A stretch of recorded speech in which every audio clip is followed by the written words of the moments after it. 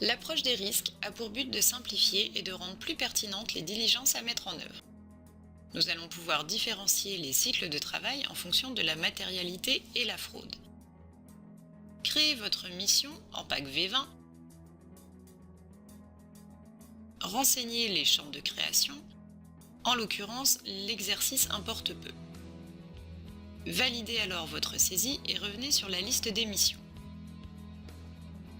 Ouvrez la mission et placez-vous selon le plan méthodologique qui permet de gérer de manière chronologique la mission.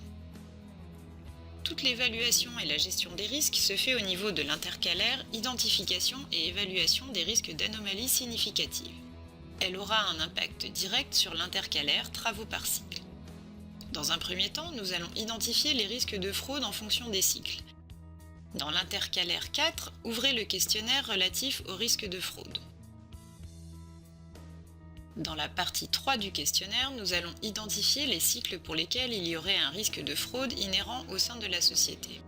Nous répondrons oui pour 3 cycles et non pour les autres. Le bouton R se situant à droite de la question donne accès directement au programme de contrôle rattaché au cycle en question. Vous pouvez modifier le programme directement en ajoutant ou modifiant des diligences. Revenez sur le plan de travail. Nous allons désormais identifier la matérialité des cycles. Nous verrons alors l'impact que cela a sur les travaux par cycle. Ouvrez le questionnaire et répondez oui sur le caractère matériel des cycles que vous avez identifiés précédemment comme frauduleux.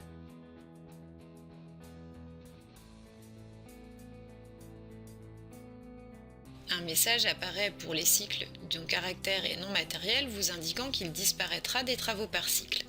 En effet, lorsque vous ouvrez la rubrique travaux par cycle, vous pouvez constater que les cycles non matériels ont disparu de la liste. Si l'on revient sur le questionnaire relatif à la matérialité des cycles et que l'on modifie le cycle relatif au stock en le qualifiant de cycle à caractère non matériel, étant également non frauduleux, il disparaît de la liste des travaux par cycle, sur lesquels un contrôle plus poussé sera effectué.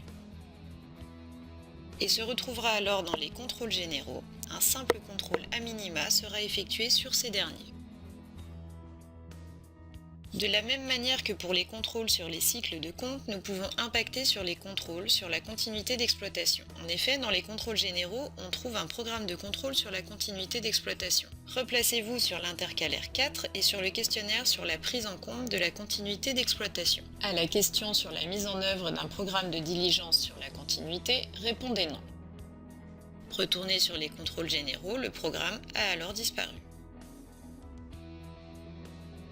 Dans la rubrique 60 de l'intercalaire 4, nous allons pouvoir évaluer les risques pour chaque cycle potentiellement frauduleux.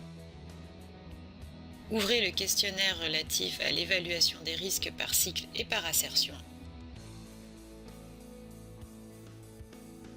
Nous pouvons constater dans un premier temps que n'apparaissent dans la liste que les cycles identifiés comme étant à risque. Pour chaque cycle, répondez au questionnaire.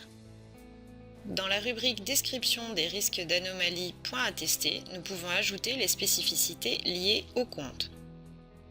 Ces diligences peuvent alors être intégrées au programme de contrôle en cliquant sur la lettre R, puis sur l'icône d'ajout de diligence.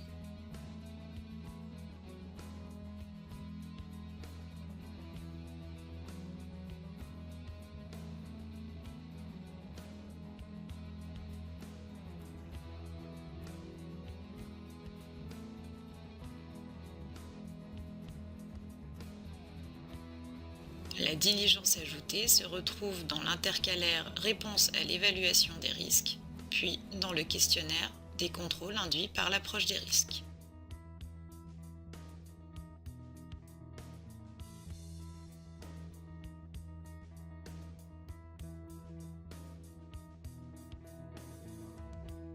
Placez-vous sur la rubrique Travaux par cycle et ouvrez le programme de contrôle d'un cycle.